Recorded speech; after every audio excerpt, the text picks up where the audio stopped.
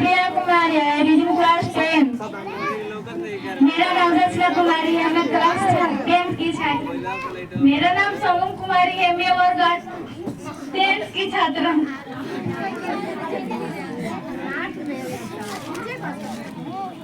आज हम लोग आपके सामने एक गाना प्रस्तुत करने जा रहे हैं।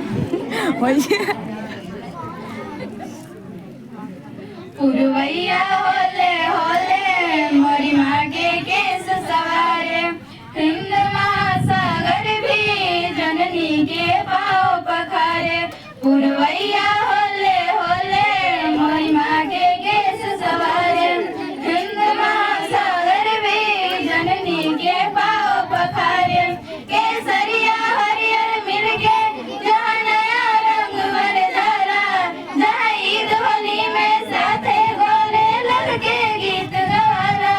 रमजान में राम दिवाली अली गुंजे अली साथ जान, साचो हवे सोना के चिरैया नो हमार देशवा महान।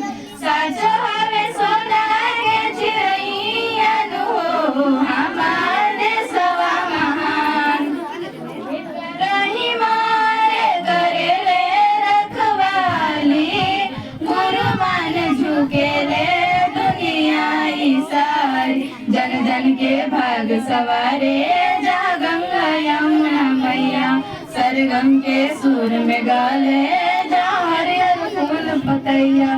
लहर लहर लहराला हरदम गजब तिरंगा सान, सांचो हवे सोना के चिरैया नु हमारे सवा महान। सांचो हवे सोना के चिरैया नु हमारे सवा महान।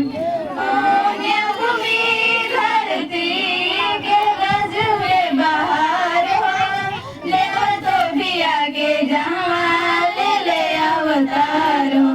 जनिया जन्मभूमि भी जहाँ स्वर्ग से बढ़ के होले, सीमा पर सीना ताने